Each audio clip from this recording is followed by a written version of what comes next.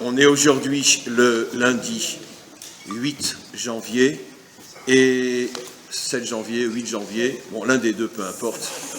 Et le cours du lundi, comme d'habitude, sera consacré à la mémoire et à l'élévation de l'âme de Monsieur et Madame Caïn, ainsi que l'élévation de l'âme de Rachel Bat Kendele, pour la Refoua Shelema d'Avraham Ben Tolse, pour le Tinok Ben Oralea, ainsi que pour Edith Bat Raizel.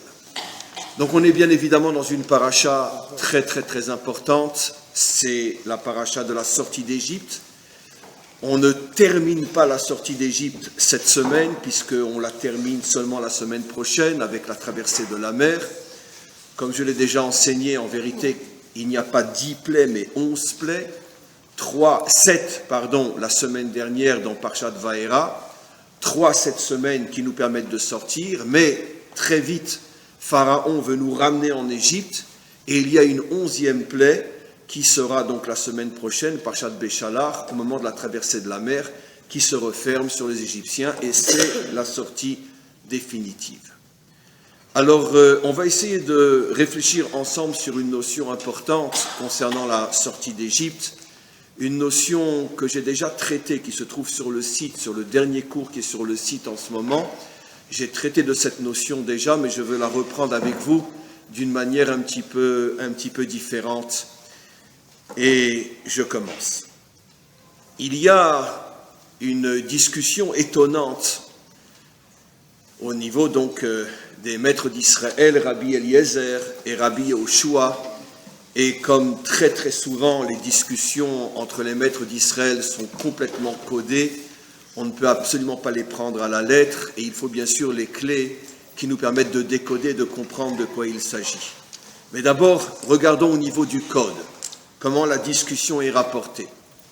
Rabbi Eliezer dit « Adam, l'homme, a été créé au mois de Tishré ».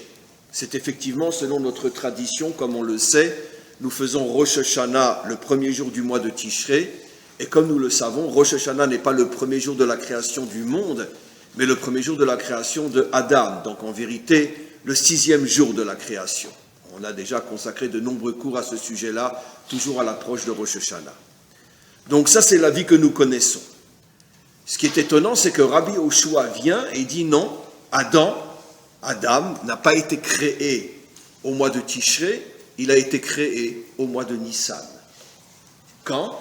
Le 15 du mois de Nissan, au moment de la future sortie d'Égypte, apparemment. Donc il y aurait eu déjà un premier 15 du mois de Nissan où aurait été créé Adam, et ce 15 de Nissan, des millénaires plus tard, enfin pas des millénaires, oui 2000 ans plus tard plus ou moins, d'après notre tradition bien sûr, sera aussi le jour de la sortie d'Égypte. Alors je vais directement droit au but parce qu'on n'a pas le temps de rentrer dans tous les détails de cette discussion. En vérité, comme on le sait, on a un principe fondamental que je vous ai déjà enseigné. Bien que la Torah Shebé'al Pé, notre tradition orale, se présente toujours sous la forme de discussion, mais les discussions réelles, c'est-à-dire que véritablement, ils ne disent pas la même chose, c'est uniquement quand c'est une discussion d'halakha. C'est-à-dire, un dit c'est kasher, l'autre dit ce n'est pas kasher. Donc, il va falloir forcément trancher, est-ce qu'on mange ou on ne mange pas, à titre d'exemple. Mais dans toutes les discussions qui sont au niveau de la pensée juive, ce qu'on appelle en hébreu la hashkafa, bien que ça se présente aussi selon le modèle traditionnel d'une discussion, en vérité, il n'y a pas de discussion. Chacun, en vérité, rapporte un aspect différent, mais qui se complète, même si ça apparaît comme une discussion. Et là, comme on est dans un problème de hashkafa, à savoir quand l'homme a été créé, c'est pas un problème d'halakha, on va pas le manger, Adam. Donc, comme c'est pas un problème d'halakha, c'est un problème d'hashkafa, bien qu'apparemment il semble y avoir une discussion, l'un dit que Adam a été créé au mois de Tishré, et l'autre dit que Adam a été créé au mois de Nissan, il n'y a pas de discussion en vérité, chacun explique un aspect différent. Et c'est ce que je vais expliquer. En vérité, quand Rabbi Yehoshua dit que Adam a été créé au mois de Nissan, il ne fait pas allusion à Adam tel que la Torah en parle avec Adam et Ève au moment de la création. À ce niveau-là, tout le monde est d'accord que Adam a été créé au mois de Tishré. Mais le Adam dont parle Rabbi Yoshua, c'est tout simplement le Ham Israël. Et on va voir pourquoi il l'appelle Adam. Lui dit que quand le Ham Israël a été créé, et le Ham Israël a été créé effectivement le 15 du mois de Nissan, c'est comme si Adam était apparu une nouvelle fois. C'est comme s'il avait été créé une nouvelle fois. Parce que n'oublions pas que le jour où il a été créé, au mois de Tishré, c'est-à-dire à Rosh Hashanah, n'oublions pas, on l'explique chaque année, que le jour où il a été créé, c'est aussi le jour où il a fauté. D'après notre tradition, on ne rentre pas maintenant dans la chronologie, histoire, géographie, mais selon les codes bibliques, le jour où il a été créé, c'est aussi le jour où il a fauté. Et donc, finalement, le jour où il a perdu véritablement sa dimension adamique. Parce que, comme on va l'expliquer aujourd'hui, le fait d'avoir fauté lui a fait perdre sa véritable identité. Et donc, Rabbi Yoshua dit, je suis d'accord, Adam, effectivement, a été créé au mois de Tishré. Mais le problème, c'est qu'il n'a vécu que comme Adam, avec sa véritable identité, que quelques heures. Toujours selon les codes bibliques, parce que le jour même, il a fauté. Et la faute, comme on va le voir, lui a fait perdre son identité. Rabbi Yoshua, oui, vient et dit oui, mais Adam a commencé à être recréé, c'est-à-dire qu'effectivement, ça va être un long processus qui va durer jusqu'à la délivrance finale, mais le processus de la guérison de l'identité adamique, le processus du retour à la véritable identité que portait Adam, qu'il a malheureusement perdu très vite dès sa création, à Rosh Hashanah, ce processus de revenir vers son identité véritable a commencé le 15 du mois de Nissan, avec la sortie du peuple juif, la création du peuple juif, et c'est pour ça que Rabbi Shimon Bar Yochai donnera raison à Rabbi Yoshua en disant « Atem kruyim Adam », il s'adresse au peuple juif et il nous dit « Atem kruyim Adam ». C'est vous qui incarnez véritablement Adam parmi les 70 peuples, jusqu'à la délivrance finale où l'identité adamique se répartira après au niveau des nations tout entières. Mais pour l'instant, le seul peuple en tant que peuple qui porte, en tout cas l'identité adamique en reconstruction jusqu'à la délivrance finale, c'est le Ham Israël. Alors bien sûr, tout ça ce sont des mots, mais qu'est-ce que ça veut dire en français ? C'est quoi l'identité adamique ? Alors, pour comprendre ce qu'est l'identité adamique, puisque pour l'instant, en tant que nation, nous sommes les seuls qui sommes en train de la réparer, revenons à ce que la Torah elle-même dit au sujet de Adam. Adam a été créé, comme on le sait, Betselem Elohim. Betselem Elohim bara oto. C'est une notion que j'explique encore une fois dans un cours qui est déjà sur le site, mais que je reprends avec vous pour l'élargir et la voir dans une nouvelle approche. Betselem Elohim bara et Adam. Alors évidemment, quand on lit la Torah traduite, ou quand on la lit même en hébreu et qu'on n'a aucune clé pour la décoder, bon, il a été créé à l'image de Dieu. Très bien, ça veut dire quoi ? Déjà, la traduction est complètement fausse, puisque comme on le sait tous, le mot Elohim ne veut pas dire Dieu. Jusqu'à aujourd'hui, depuis des millénaires, toutes les traductions traduisent à l'image de Dieu. Le mot Elohim ne veut pas dire Dieu. La preuve, c'est que qui est appelé Elohim par rapport à Pharaon ? Moshe. Dieu lui dit clairement, tu seras Elohim pour Pharaon. Donc c'est clair que le mot Elohim ne veut pas dire Dieu. De même, qui sont encore appelés Elohim dans notre tradition jusqu'à aujourd'hui ? Les juges. Les juges d'un tribunal sont appelés Elohim. C'est donc bien la preuve que Elohim ne veut pas dire Dieu. Elohim représente une qualité qui est Midat ha-din.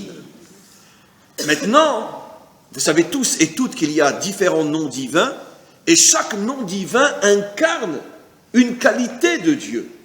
En vérité, sachez qu'il n'y a aucun nom divin dans la Torah qui désigne Dieu. Parce que même le nom Havaïe, le nom que l'on ne prononce pas tel qu'il s'écrit, en vérité, ce n'est pas encore Dieu lui-même. Dieu lui-même n'a pas de nom. Il est au-dessus de toute définition puisqu'il est infini. En français, ça va très bien. Infini, donc indéfinissable. Et tous les noms dans la Torah sont uniquement des qualités ou des fonctions qu'exerce Dieu par rapport à son monde. Par exemple, lorsqu'il est Rahman, lorsqu'il a pitié de son monde, lorsqu'il fait tout pour ne pas détruire ou punir son monde, il s'appelle Havayé. Vous comprendrez, derech Agav, pourquoi le nom Havayé, Yudke Vavke, je le prononce à l'envers parce qu'on n'a pas le droit de le prononcer tel qu'il s'écrit. Pourquoi Havayé est un nom qu'on ne prononce pas tel qu'il s'écrit? Pourquoi on voit le nom Havayé? Pourquoi Elohim, on a le droit de le dire? Pourquoi Shaddai, on a le droit de le dire? Pourquoi Adonai, dans le sens Aleph, Dalet, Nun, Yud? Pourquoi tous ces noms, on a le droit de les dire? Là, je suis dans un cours de Torah, donc je peux les dire, même les prononcer tels quels. Mais pourquoi même dans un cours de Torah, on ne dit pas Havayé, tel que ça s'écrit? Mais parce que c'est très facile à comprendre. Parce que justement, à partir du moment où Havayé représente Midata Chesed, d'accord? Et demandez aux Juifs qui étaient à Auschwitz de dire Havayé. Demandez à tous les parents qui enterrent des enfants soldats de dire Havayé. Demandez à chaque Juif aujourd'hui dans sa vie qui est faite de beaucoup plus d'épreuves et de difficultés que de moments paradisiaques, demandez-lui de dire Havayé. Les Juifs ne sont pas des hypocrites. Ils se refusent de prononcer un nom qui correspond à un dévoilement du divin que l'on ne peut absolument pas comprendre dans notre vie. Ah oui, Dieu est bon. Ouais, bon, c'est sûr, on appelle tous Dieu le bon Dieu, mais ça c'est pour la frime. Mais franchement, on le ressent que Dieu est bon? Demandez à ceux qui ont enterré leurs enfants il y a 15 jours si Dieu est bon. D'accord? Très bien. Donc, tout ça pour vous dire que bien évidemment que l'on sait que Dieu est bon, mais on ne le prononce pas, on ne le dit pas. Pourquoi? Parce que cette bonté est complètement au-dessus de notre compréhension. Et quelque chose que l'on ne comprend pas, on ne l'exprime pas. Oui, c'est sûr que Dieu était à Auschwitz, mais quel est le démon qui oserait dire que Dieu est bon même à Auschwitz? Comprenez? Donc sa bonté, elle nous dépasse, on ne la comprend pas, on préfère ne pas en parler pour ne pas se mettre en colère. Très bien. Ok. Donc c'est pour ça qu'on voile son nom, mais il est vrai qu'au moment de la délivrance finale, on prononcera son nom parce qu'on comprendra, on va atteindre un niveau de compréhension qui dépasse complètement toutes les normes et tous les critères de l'intellect tel que nous le connaissons aujourd'hui. De nouvelles portes vont s'ouvrir et on va pouvoir comprendre rétroactivement que même un enfant qui est arraché des bras de sa mère et qui est jeté vivant dans un four crématoire, comme il y en a eu des centaines de milliers, eh bien, même à ce niveau-là, on peut dire que Dieu est bon. Mais ça ne sera pas le même bon que l'on comprend aujourd'hui. Ça n'aura plus du tout le même sens que le mot bon aujourd'hui. C'est pour ça que je dis toujours que je vous en supplie, arrêtez d'appeler le bon Dieu. D'accord? Comme je dis toujours qu'il faut arrêter d'appeler le mur, le Kotel, le mur des lamentations. Ce sont deux aberrations totales. Dieu n'est pas le bon Dieu, parce que le bon, tel qu'on le comprend, ça a une résonance qui n'a rien à voir avec Dieu. Et le mur des lamentations, c'est bien sûr tout le contraire, c'est le mur de la délivrance, puisqu'il est le témoin de la délivrance future d'Israël. Ça fait des millénaires que toutes les nations ont essayé, récemment les Jordaniens avec des tracteurs, de le démolir, et personne n'arrive à le démolir. Pourquoi? Parce que nos maîtres nous ont promis qu'il ne serait jamais démoli. Et c'est le témoin de l'éternité d'Israël. Donc c'est certainement pas le mur des lamentations. Donc, je reviens maintenant à mon cours. Chaque nom incarne une qualité particulière. Tous les noms, on a le droit de les prononcer, parce que tous les noms, malheureusement, on les vit. Est-ce qu'on vit Dieu en tant qu'Elohim? Et comment? Alors là, Elohim, on peut le dire toute la journée. Parce que comment qu'il est Elohim, le bon Dieu, enfin le Dieu, d'accord? Mais Havayé, ça on ne peut pas dire.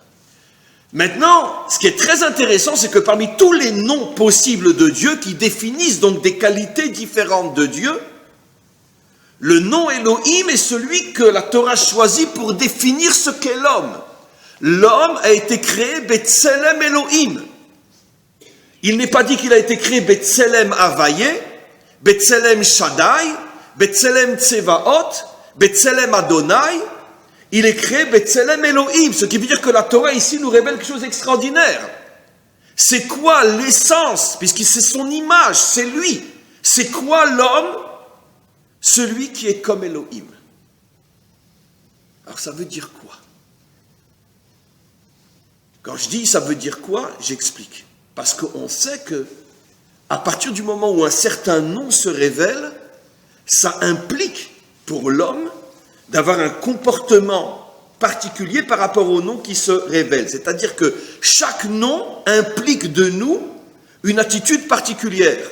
Si c'est le nom Havaïe qui se révèle à moi, donc je vais devoir être un homme bon.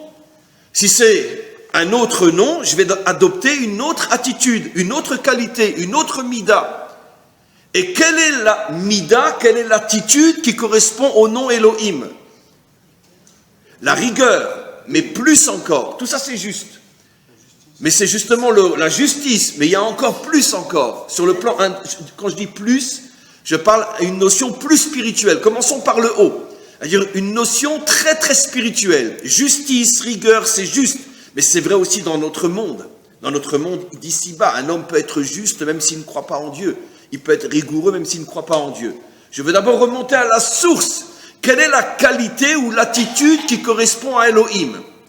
Alors sachez que le roi Salomon, qui est considéré comme étant Achacham Mikol Adam, le plus sage de tous les hommes, a passé toute sa vie à décoder la Torah. Et l'un des décodages, bien sûr ces décodages se trouvent dans Shir HaShirim, dans Colette, etc. Mais seulement par rapport à nous, ce sont des décodages tellement codés qu'il aurait mieux fallu qu'il décode rien, parce qu'on comprend encore moins après qu'il est décodé. Comme toujours. C'est ce que nos maîtres disent. Quand un maître dévoile un téphar, il en voile 2. Et Shlomo Ameler, il dévoile 1 millimètre et il cache 150 000 mètres. Mais en principe, il a passé son temps à décoder, c'est ce que dit le Talmud, et il s'est posé la question, qu'est-ce que ça veut dire que l'homme est Betselem Elohim, concrètement?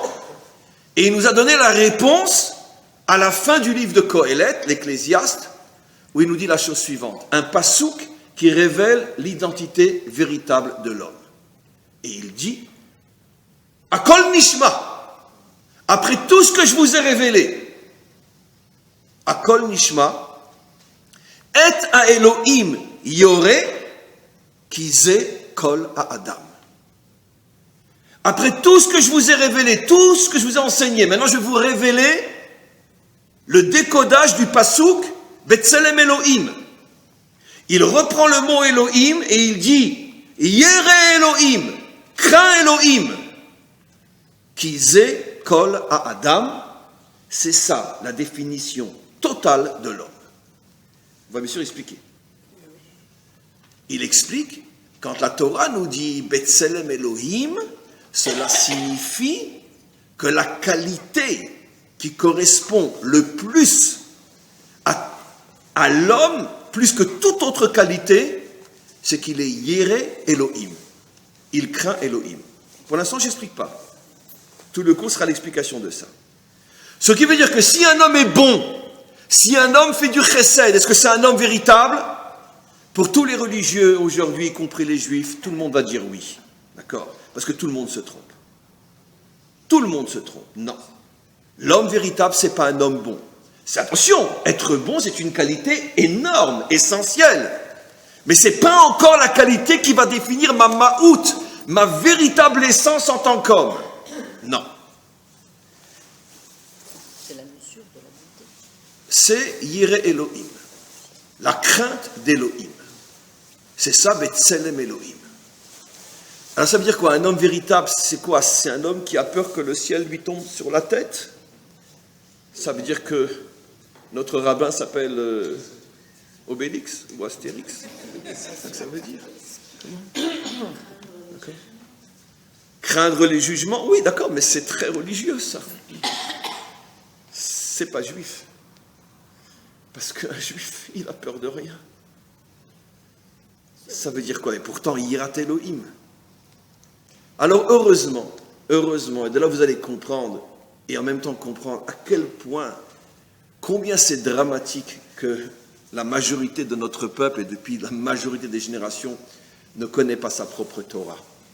Et comment des montagnes de mensonges et de déformations de notre propre judaïsme se construit de génération en génération, tout simplement parce qu'on ne connaît pas les enseignements de nos maîtres.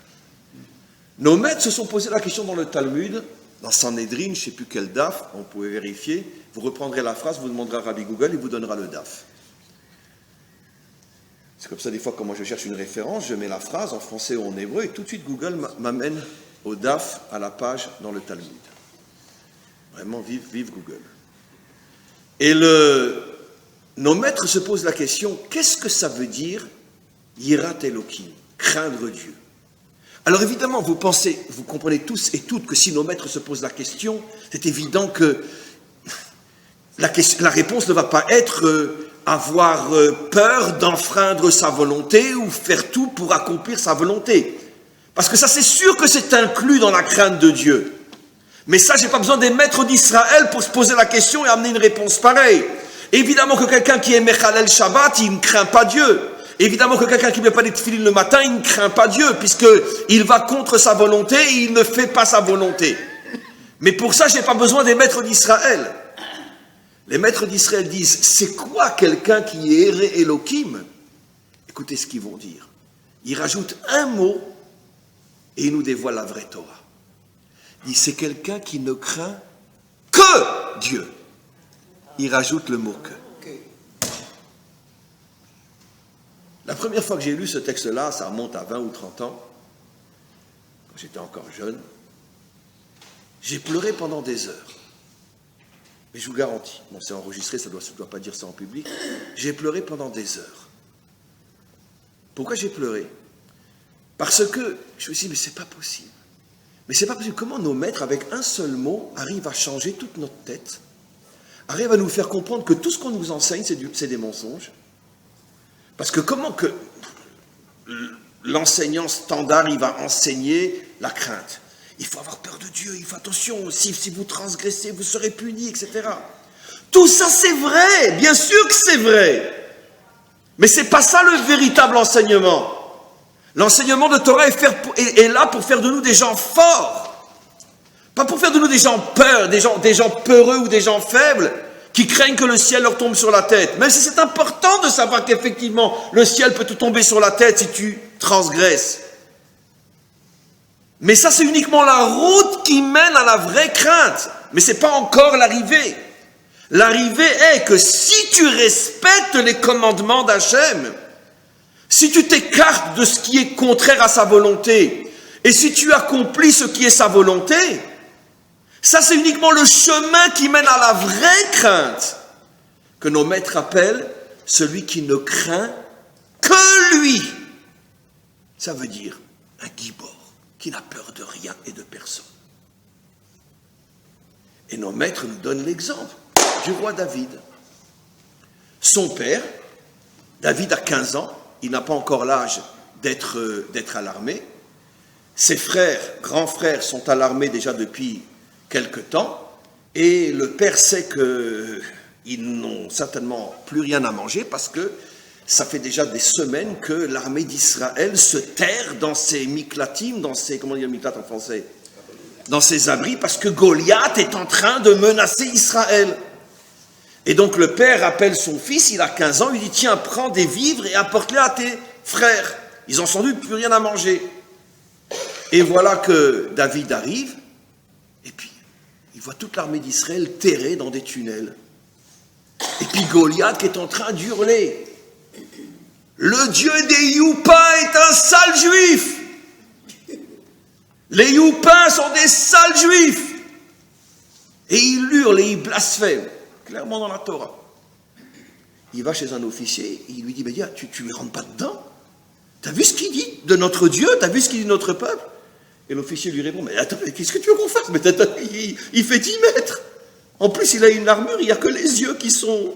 Comment tu veux qu'on fasse? T'as vu son épée, elle fait 15 mètres. Il va chez un autre officier, jusqu'à ce qu'il arrive chez le roi Shaoul. Il dit, mais vous ne faites rien? Il dit, mais qu'est-ce que tu veux qu'on fasse? Et le petit David, il prend sa fronde et il y va. Et il dégomme Goliath. Alors évidemment, ceux qui lisent la Torah comme Alice au pays des merveilles, où il était une fois nos ancêtres les Hébreux, bon, c'est une belle histoire. Mais nos maîtres se posent la question, mais comment qu'il a fait? Mais comment qu'il a fait? À part le fait que c'était un bon viseur. Très bien, ok. Il l'a eu juste à l'endroit où c'était ouvert, parce qu'il fallait bien que Goliath voie. C'est là qu'il a fait rentrer la pierre avec sa fronde. Mais c'est un tireur d'élite. Mais même un tireur d'élite, je veux dire, mais comment tu t'approches? Et si c'est lui qui t'envoie son épée en pleine gorge, le premier, il est censé courir 100 fois plus vite que toi, puisqu'il a des jambes qui sont 10 fois plus grandes que les tiennes. Comment tu t'approches? Nos maîtres nous disent, David avait le haut-fi d'un roi. Il avait le caractère d'un roi. Et un roi est celui qui n'a au-dessus de lui que Hachem.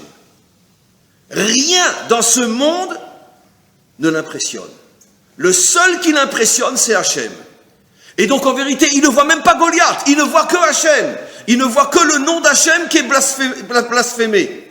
Il ne voit pas Goliath. Goliath est chakouf, il est transparent, il ne le voit pas. Et il rentre dedans. Et sur ça vient Rajbi et dit ce que je vous ai souvent rapporté. Amar Rabbi Shimon Bar Yochai. C'est vrai que cet enseignement, que tu n'as peur que de lui, on l'apprend de David. Aval kol bene Israël, bene melachim em. Mais en vérité, cette force, tu la portes en toi. Parce que chaque ben Israël, il a cette malchoute en lui. Il a cette malchoute en lui. On n'a pas fini, on va faire le lien aussi avec aujourd'hui. Aujourd'hui, on a le bonheur d'être Rosh Chodesh. Et c'est dans notre paracha qu'a été donnée la première mitzvah à Israël qui est Rosh Chodesh. Donc on a encore des merveilles à voir. Donc, ce ofi de n'avoir peur de rien que d'Hachem, ça c'est la vraie crainte. Je vais vous donner un exemple très simple, d'accord? Quelqu'un mange les méadrines. Il met tefilin de Rachid, tefilin de Rabbeinu Tam tous les jours. Il accomplit toutes les mitzvot, Shomer Shabbat et tout, il étudie, il prie 3 tefilot par jour, etc. D'accord? Mais le problème, c'est que c'est toujours lui qui a le dernier mot chez lui à la maison. Vous me direz, c'est normal, c'est un mec. Non, c'est quoi, il a toujours le dernier mot chez lui, à la maison? T'as raison, ma chérie, t'as raison, ma chérie. C'est toujours lui qui termine chaque discussion. T'as raison, ma chérie. Non, ça je parle aux hommes. D'accord? Les femmes, ça peut être le contraire. T'as raison, mon mari. Très bien. Donc ça veut dire que quoi? Je prends cet exemple-là parce que c'est l'exemple, malheureusement, le plus classique. Ça veut dire que quelqu'un peut être clapéroute, donne l'impression d'être un homme d'affaires, un leader, machin et ça, mais quand il rentre chez lui, il se fait tout petit. D'accord? Ça peut être le contraire aussi, peu importe. Ou bien, quelqu'un qui accomplit tous les commandements, mais dès qu'il entend que peut-être, malheureusement, que Dieu nous protège, nous préserve, il y aura peut-être une guerre, il commence à faire dans ses culottes. D'accord? Ou il s'arrange pour avoir un mariage en France. Ah oui, l'aéroport, il est toujours plein quand il y a une guerre en Israël. Tout le monde se rappelle qu'il a un mariage en France, évidemment. Et donc, c'est un homme qui craint Dieu, lui. Et bien, d'après la définition de nos maîtres, il ne craint pas Dieu. Ah, pourtant, il mange cachère les méhadrines, mina méhadrine. Mais dans la mesure où c'est un trouillard, il ne craint pas Dieu.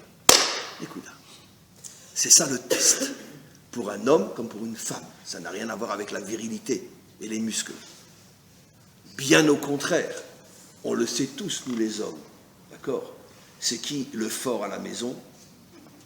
Bien sûr. Ça n'a rien à voir avec les muscles. Bien sûr. C'est dans le nefesh. La femme a un ofi beaucoup, beaucoup plus fort que l'homme. Et je vous révèle un secret. Vous savez pourquoi la femme accomplit tellement moins de mitzvot que l'homme? Parce que ça, on le comprend avec ce que dit le roi Salomon. Dans la mesure où le roi Salomon dit « Yakol Nishma », tout ce que tu apprends, c'est pour arriver finalement au but final. « Eta Elohim Yoreh ki zekol Adam ». Le but de toute la Torah est de faire de toi un homme. Et qu'est-ce que c'est un homme? Quelqu'un qui craint Elohim. Et qu'est-ce que ça veut dire craindre Elohim? Comme nos maîtres expliquent, ça veut dire ne craindre que lui. Donc toutes les mitzvot t'ont été données, toute la Torah, pour que tu arrives à ce but final qui n'est « je ne crains que lui ». C'est pour ça que les femmes ont beaucoup moins de mitzvot que les hommes. Parce qu'elles ont une avance sur les hommes énorme.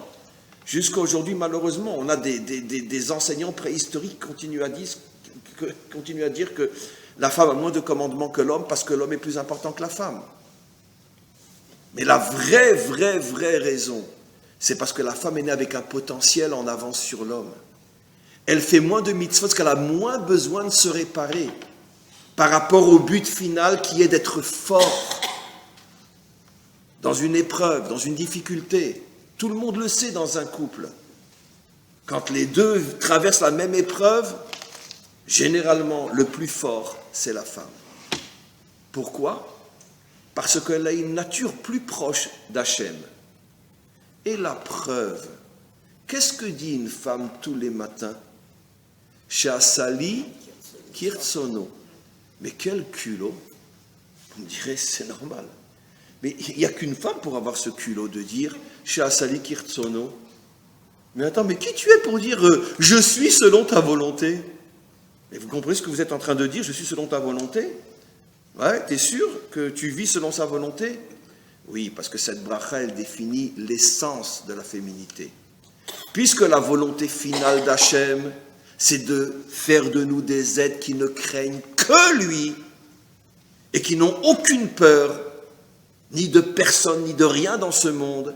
La femme est beaucoup plus proche de l'homme. Malgré le fait qu'elle a beaucoup moins de muscles que l'homme, elle est beaucoup plus proche. Et la preuve, qu'est-ce que nous disent nos maîtres ? Prenons la Torah au sérieux.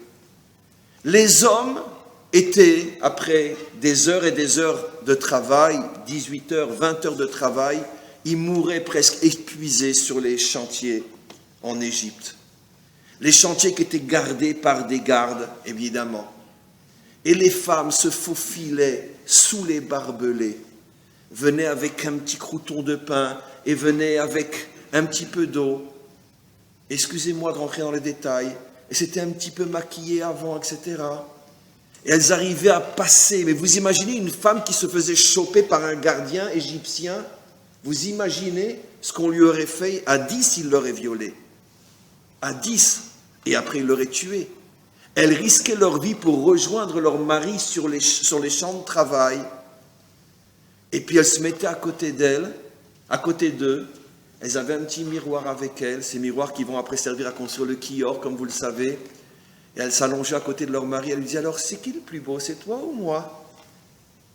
Et tout ça pour pouvoir avoir des enfants, pour ne pas aller selon ce que les Égyptiens voulaient faire. Et mais vous imaginez s'unir avec sa femme sur un champ de... Alors que... Vous imaginez le danger ?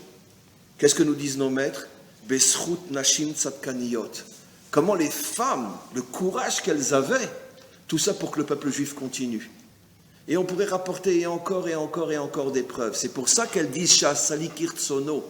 Parce que dans sa nature, la femme est plus proche du projet divin final que l'homme. Elle est beaucoup plus courageuse que l'homme.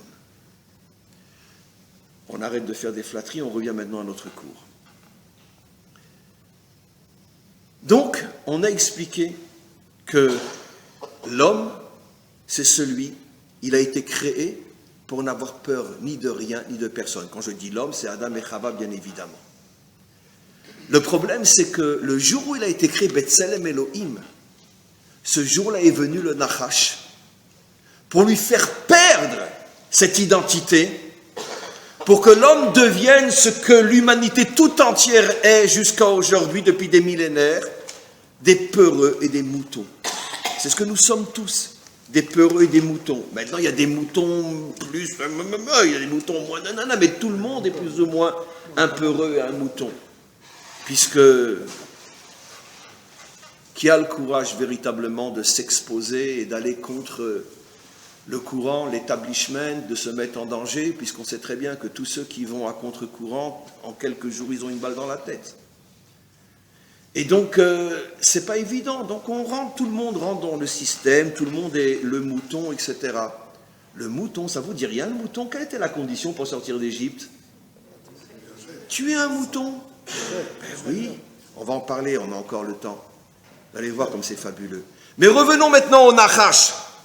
Le Nachash, lui, il symbolise celui qui veut dominer les hommes, transformer l'humanité tout entière en mouton pour pouvoir s'en mettre plein les poches.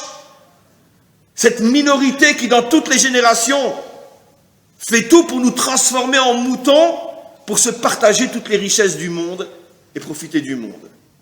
J'espère qu'à nos âges, vous le savez quand même, non? comment fonctionne la politique, l'économie et tout. Évidemment.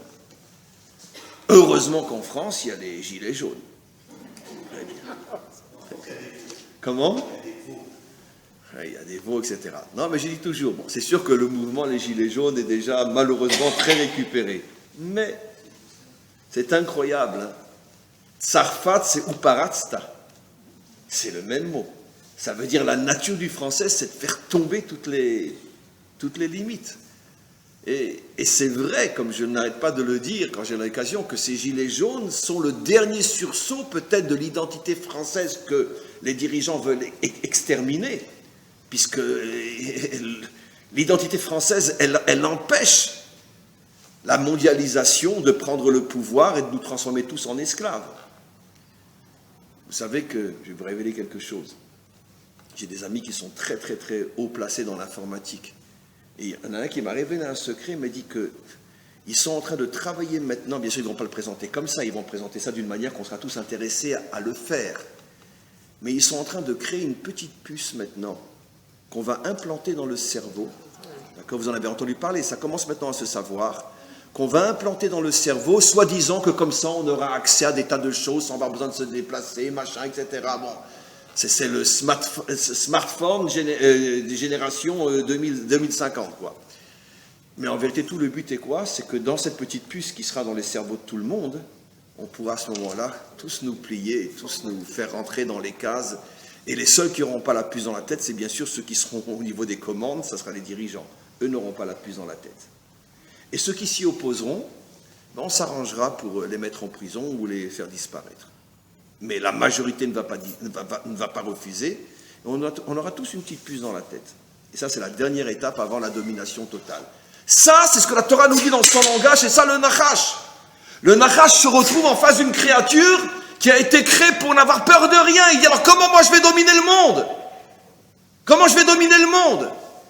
Puisque nos maîtres disent clairement que lui voulait être Meller, lui voulait dominer le monde. C'est des codes, bien sûr, c'est pas à prendre à la lettre. Mais c'est le combat entre le bien et le mal. Qu'est-ce qu'il a fait? Il l'a fait tomber. Comment il l'a fait tomber, ce n'est pas le cours d'aujourd'hui. Mais vous remarquerez quelque chose d'extraordinaire. Quel est le premier mot qui sort de la bouche d'Adam tout de suite après la faute? Et quelle est la première attitude qu'il va avoir tout de suite après la faute? Il entend une voix dans le jardin, il se cache. Et Hachem lui dit, mais pourquoi tu te caches? Il dit, j'ai peur. Vaïra. C'est clair qu'il n'a pas peur de Dieu, parce que s'il avait peur de Dieu, il n'aurait pas fauté. Il a entendu une voix et il a peur. Qu'est-ce que la Torah nous révèle? La première incidence, ou plutôt la première conséquence de la faute, c'est qu'elle te plonge dans la peur. Jusqu'au jour où tu auras peur de ton ombre. Et on vit tous dans des peurs. Est-ce que je vais réussir? Je ne vais pas réussir? Est-ce que ça va marcher? Ça va marcher? Est-ce que c'est la bonne femme ou pas la bonne femme? Le bon mari, pas le bon mari? Est-ce que je vais arriver? Je ne vais pas arriver? Est-ce que je vais en Israël? Je ne vais pas en Israël? Est-ce que je fais tchouva? Je ne vais pas tchouva? Toute notre vie, on est constamment avec des questions. Est-ce que? Mais défonce le mur, mince! Non, toujours est-ce que? Ça, c'est la punition de la faute. N'allez pas chercher midi à 14h. Je vais vous le prouver par un autre texte. Comment je peux savoir si je suis un homme qui faute? Eh bien, si je suis habité par des peurs, des angoisses, des inquiétudes. Voilà. Bon, on ne se regarde plus maintenant parce que chacun se sent visé. Chacun se sent visé. Le Corse aussi, non? Non, les Corses, ils sont corsés. À part les Corses. Très bien. Mais on se connaît, nous. D'accord? Hein? On sait très bien qu'on a un problème dans le couple. Bon, allez, on est prêt à tout.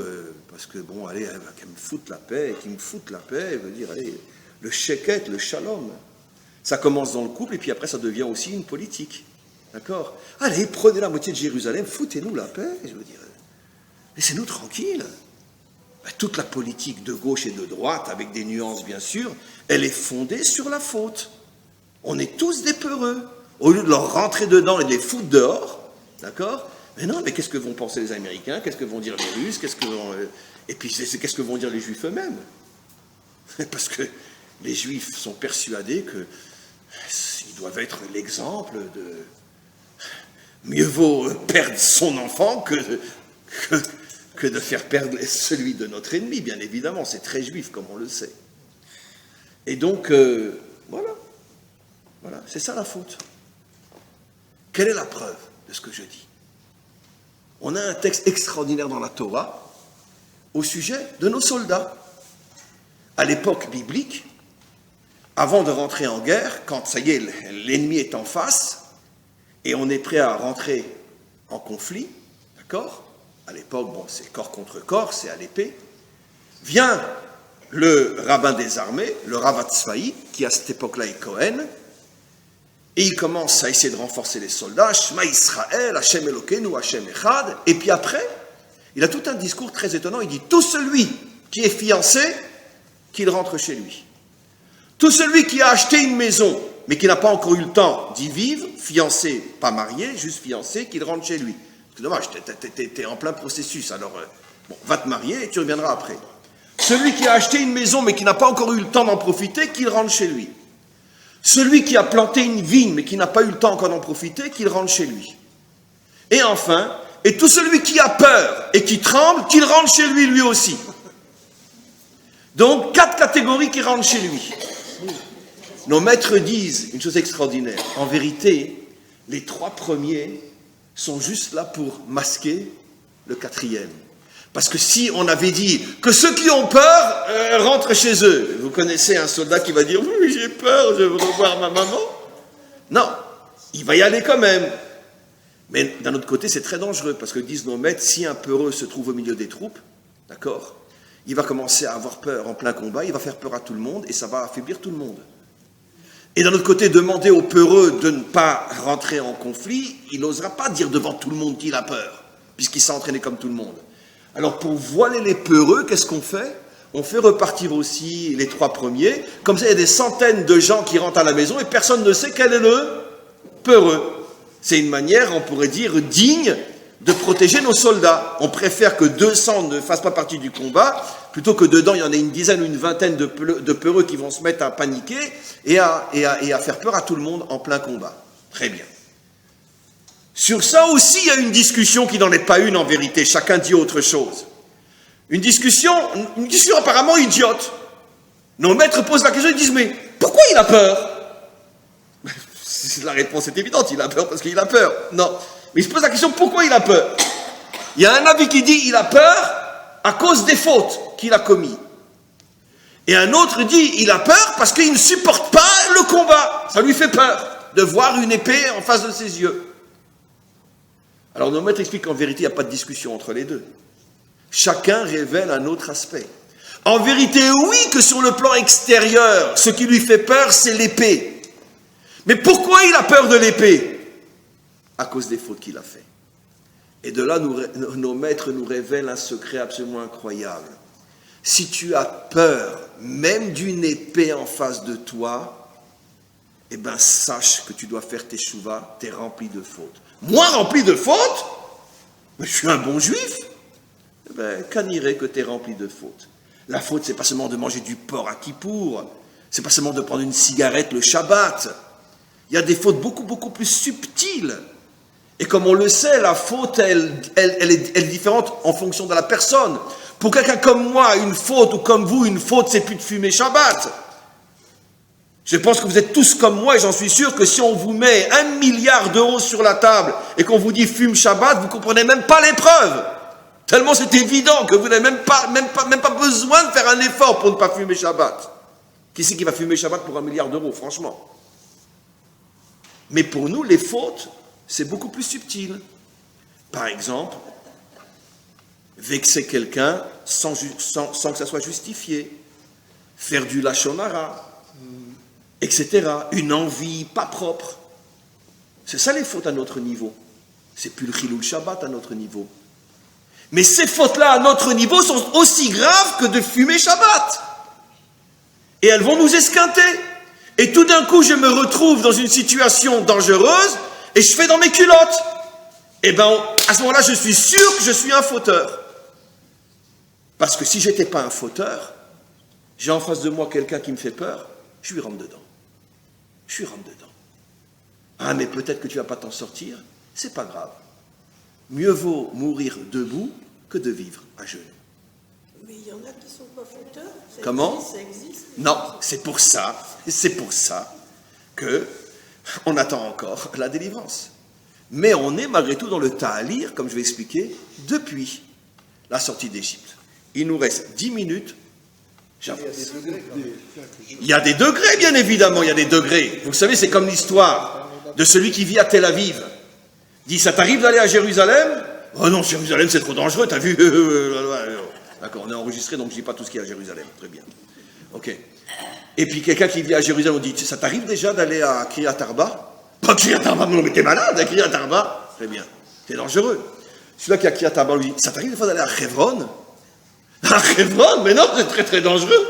Et celui qui est à Hebron, à Shrunat Avraham, il dit, ça t'arrive des fois d'aller à Tel Romema ? Ah mais non, à Tel Romema, c'est trop dangereux. Et celui qui est à Tel Romema, il y a ceux qui vivent à l'extrémité, ceux qui... Mais Kitsour, évidemment qu'il y a des niveaux, d'accord ? Et vous avez des milliers d'Israéliens en Israël qui ne viennent jamais à Jérusalem. Et vous avez des milliers d'Israéliens à Jérusalem qui ne vont jamais en Judée-Samarie. Yera, c'est comme Yiré et Yeraé, avec Abraham. C'est la vue qui te fait peur, bien sûr. C'est ce que tu as en face de toi, bien sûr. Et donc, Bekitsour, c'est sans fin au niveau de la nuance. Mais quand c'est qu'un homme, ça c'est utopique ce que je veux dire, est sûr qu'il n'a plus aucune faute devant lui, quand il a un Goliath devant lui, il dit « Bouge ou je te dégomme ». C'est ça. Un véritable saint dans le sens juif du terme. Il est complètement saint, il n'a plus aucune faute en lui, plus rien ne lui fait peur. Donc vous voyez qu'on a tous encore drôlement du travail. Hein. Ouh là là, hein, dans cette approche des choses, hein, on est loin du discours classique, manger cachère, c'est ça faire teshuva. Évidemment que si vous ne mangez pas cachère, il n'y a aucune chance que vous puissiez arriver à ça. Mais nous faire croire que si on mange cachère, ça y est, on est sauvé, non. Rien, t'es rentré dans la voiture, maintenant roule. Parce que si tu dois faire 200 km sans voiture, c'est impossible. Donc, accomplir les mitzvot, c'est au moins tu as une voiture qui est remplie d'essence. Mais maintenant, il faut rouler. C'est là que ça commence. Et c'est là le véritable. Alors maintenant, on fonce. Deux choses encore importantes. On a aujourd'hui l'Ashgacha Pratit, on est Rosh Chodesh, Shvat, et la première mitzvah qui a été donnée à Israël, avant même de sortir d'Égypte, c'est la mitzvah de Rosh Chodesh Nissan. Comme on le sait, c'est la première mitzvah. Et c'est aussi ce jour-là, le premier jour de Nissan, que Moshe demande aux Juifs d'acheter un agneau, de l'attacher au pied d'un meuble dans leur maison, d'accord ? Vous imaginez comment l'agneau il va hurler, etc. Pour que quand chaque Égyptien qui va passer devant la maison va dire « Mais qu'est-ce que tu fais avec cet agneau ?» D'accord ? Vous allez comprendre pourquoi. À mon avis, il sortait 3 couteaux. D'accord ? Puisque l'agneau était en vérité un des dieux d'Égypte, d'après notre tradition.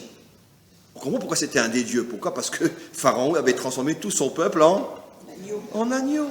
Très bien. Très bien. Ok. Et donc, et vous savez quel était le jour du culte de l'agneau en Égypte ?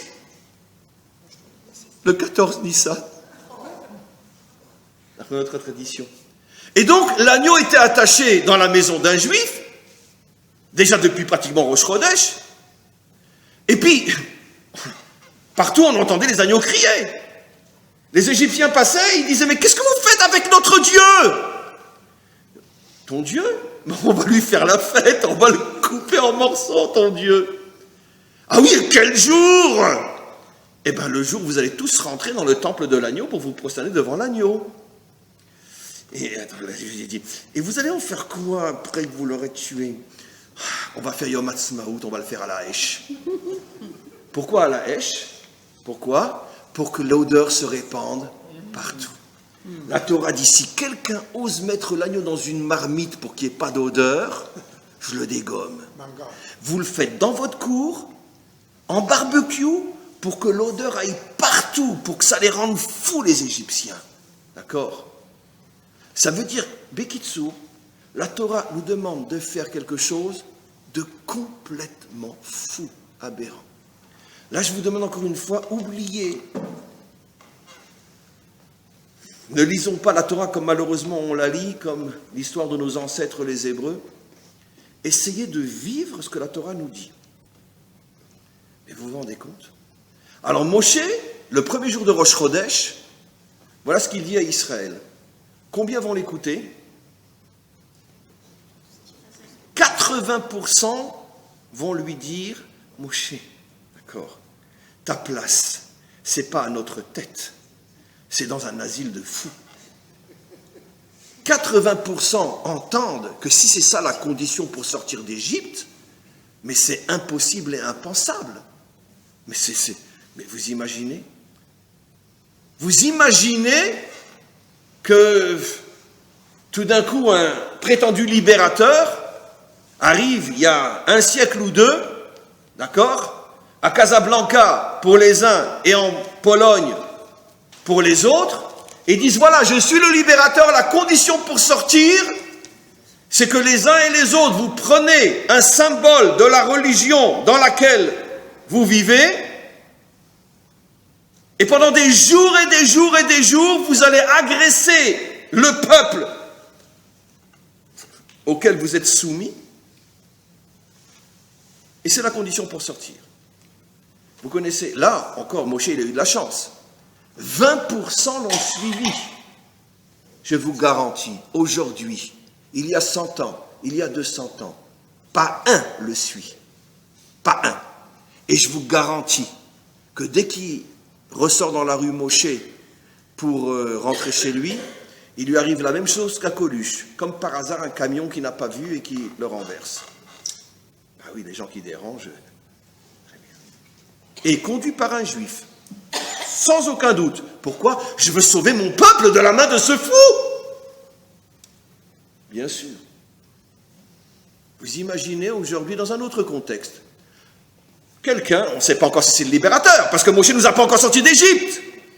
Il vient et il dit, voilà, la condition pour que je vous délivre, pour ça la délivrance, d'accord? Vous prenez tous nos voisins et vous les mettez dehors. Combien vont le suivre? À part 2 ou 3 ou 10 crétins voyous, d'accord, des petits écervelés, etc., il y en a dans notre peuple aussi, aucun juif normal ne le suivra. Et tout le monde dira, si c'est ça le libérateur, allez, et ma sœur. Impossible. Pourquoi Moshe, on ne dit pas Moshe, pourquoi Hachem nous demande de faire une chose pareille? Mais c'est pas fini. Les juifs se disent, bon, c'est pas grave. Ils ont tous été dans un magasin de sport, ils ont acheté des chaussures de sport, ils se sont dit, bon, c'est pas grave, on le fait, mais tout de suite, dès qu'on l'a fait, on se met à courir à toute vitesse, ils n'arriveront pas à nous rattraper. Moshe leur dit, ah oui, mais je vais vous dire quelque chose encore. Vous faites tous la Brit Mila le jour de la sortie. Aïe, aïe, aïe! Non mais vous imaginez, on sort d'Égypte, on va dans le désert, tous circoncis. Ça veut dire, Moshe s'arrange pour qu'on ne puisse pas courir. Hein. Bah oui, ils n'étaient pas circoncis, c'était interdit en Égypte. Ils se circoncisent tous le jour où ils font l'agneau à la hache, pour être sûr qu'ils ne puissent pas partir à toute vitesse. En plus de ça, partir dans le désert le jour de ta circoncision, il faut vraiment être tapé de la tête. D'accord? Complètement fou le bonhomme.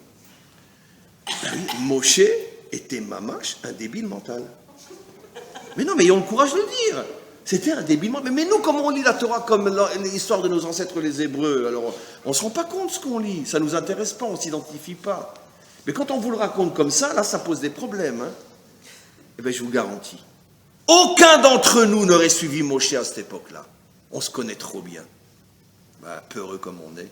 Non, mais attends, lequel d'entre nous va se circoncire et après partir dans le désert? Non, mais attends. Impossible. Vous vous rendez compte la grandeur de ces 20%? Vous vous rendez compte le géanticisme de ces 20%? Et vous comprenez maintenant pourquoi il fallait passer par là. Parce qu'il fallait réparer ou commencer à réparer la faute de Adam. La faute de Adam, c'est elle qui a amené le premier exil sur terre. Oui! Où et quand, pour la première fois, on parle de l'exil dans la Torah? Tout de suite après la faute de Adam. Quand Hachem lui entend dire « J'ai peur !» Qu'est-ce qui est marqué après? « Veigaresh oto mi Gan Eden » Il a dit « Dégage de là. Ta place n'est plus dans le Gan Eden. » Et nos maîtres nous disent le Veigaresh oto mi Gan Eden est l'allusion à tous les exils d'Israël. Et de là, on comprend que finalement, la source première de l'exil, c'est finalement la peur. Ne nous inquiétons pas. Toutes les nations sont en exil, comme je dis toujours pour ceux qui écoutent mes cours. La seule différence entre nous et eux, c'est que nous le savons et eux ne le savent pas. Parce que nous le vivons aussi sur le plan géographique. Et donc c'est ce qui entretient en nous la conscience qu'on est en exil. Mais eux, comme ils sont toujours au même endroit, ils ne le savent pas. La différence entre eux et nous, c'est que nous, on sait qu'on est malade. Eux ne le savent pas. Quelle est la différence entre quelqu'un qui sait qu'il est malade et un autre qui ne le sait pas? Quelqu'un qui sait qu'il est malade, il peut se faire soigner. Quelqu'un qui ne sait pas qu'il est malade, il disparaît, puisqu'il ne fait rien contre sa maladie. C'est pour ça que toutes les nations disparaissent, sauf Israël. Pas parce qu'on est mieux qu'eux, non! Parce que nous, on a la chance de savoir que nous, on est malades, comme eux. Mais eux, ils ne le savent pas, les pauvres. Et comme ils ne savent pas qu'ils sont malades, c'est pour ça qu'ils disparaissent les uns après les autres. Mais comme nous, on sait qu'on est malade, on se fait soigner. Et notre guérison, bien sûr, c'est la Torah. Alors, c'est sûr qu'on a des grands malades parmi nous. Mais quoi qu'il en soit, on arrive à traverser l'histoire. Parce que de temps en temps, on se prend un médicament. C'est la Torah.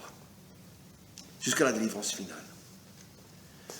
Donc maintenant, puisque l'exil a commencé justement à cause de la peur, et la peur vient de la faute, c'est la raison pour laquelle la condition sine qua non pour sortir d'Égypte, Moshe se retrouve devant des millions d'hommes et de femmes, et il leur dit, écoutez, il y a un dernier test. Le test, c'est le test de la peur. Qui aura le courage de se mettre en situation de danger évident, d'agresser vos maîtres? Vous n'êtes que des esclaves. Agresser vos maîtres, prendre leur idole et la faire en barbecue. Qui aura ce courage? Eh bien, il y a quand même 20% grâce à Dieu. Il était quand même courageux, ce peuple. Non, eux, ils n'ont pas eu besoin de le faire. Eux, ils se sont simplement ajoutés. C'est pour ça, d'ailleurs, entre autres, c'est une très très bonne remarque. Le Erev Rav, eux, n'ont pas eu besoin de faire ça. Ils se sont rajoutés à nous, ils ont pris le train en marche. Et c'est pour ça qu'ils nous ont causé tellement de problèmes après. Parce que justement, ils n'avaient pas ce test de la véritable Gvoura. Acharon, Chavib, et je termine. Nos maîtres nous disent la délivrance finale se fera sur le modèle de la première délivrance. Sauf Maaseh b'machshava trila. Ce qui veut dire que, mes amis, il faut se préparer, bien qu'on est déjà dedans, mais il faut se préparer à la même dernière épreuve avant le dévoilement du Mashiach, où le Ham Israël va se retrouver dans une situation de peur et de panique inimaginable, où à vision humaine, nous n'aurons aucune porte de sortie ou de secours, mais vont se lever parmi nous de véritables giborim, autant des femmes que des hommes, qui n'auront peur de rien, qui inspireront le courage à tout Israël, et comme ça, le Mashiach se dévoilera. Et bien sûr, ce moment, on le sait tous, il a un nom, c'est Gog et Magog. Quand toutes les nations vont se rassembler contre Israël, quand notre pire ennemi, entendez-le, c'est enregistré, et si ce n'est pas nous qui le verrons, ce sont nos enfants. Le pire ennemi, celui qui sera à la tête de toutes les armées du monde entier contre Israël, est aussi grand qu'Etsa'al, à vision humaine, Tsahal ne pourra pas vaincre toutes les armées du monde entier. C'est impossible. Qui sera à la tête des armées du monde entier? Les Américains. Quand les démocrates reviendront au pouvoir, bien évidemment, et ils reviendront bientôt au pouvoir. Quand les démocrates reviendront au pouvoir, c'est la fin des Juifs en Amérique. Tous ceux qui connaissent l'anglais devraient le poster, le dire, etc. Prévenez nos frères en Amérique. L'Amérique, dès que les démocrates vont revenir au pouvoir, va redevenir ce qu'était l'Allemagne des années 30. Bien sûr. Les démocrates sont de grands antisémites, de grands antisionistes, et même s'il y a l'armée américaine qui sera à la tête des troupes de Gog. L'histoire se répète, elle se répétera tout le temps. N'oublions pas que les Juifs n'ont jamais été aussi heureux en exil que précisément en Égypte, et n'ont jamais été aussi malheureux qu'en Égypte.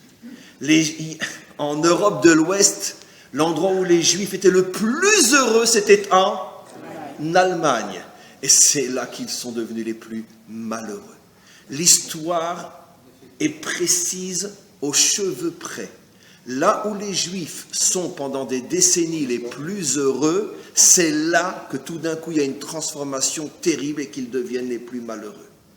Et malheureusement, je le dis par amour, pour ceux qui l'entendront, malheureusement, la communauté juive américaine va malheureusement disparaître d'une manière catastrophique dans les quelques années qui viennent, dès que les démocrates vont reprendre le pouvoir. Après, ça sera le tour d'un complot mondial mené par l'armée américaine pour détruire l'État d'Israël. Ça sera la guerre de Gog et Magog. Et à ce moment-là, ça sera le test de l'agneau. Une grande partie d'entre nous seront bien sûr comme des agneaux qui vont tout faire pour se rappeler qu'ils ont un mariage quelque part à Miami ou je ne sais où. Mais restera une poignée de juifs véritables qui n'ont peur de rien et qui regarderont droit dans les yeux le roi de Gog et qui lui diront « Dégage ou je te fais ta peau ».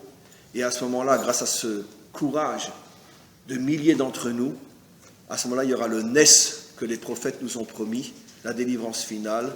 Amen, Bechen Yiratzon. Donc ça ne sert à rien d'acheter des chaussures de sport pour courir vite, parce que de toute façon, on n'aura nulle part où courir, il faudra tout simplement être très fort. Amen, Bechen Yiratzon.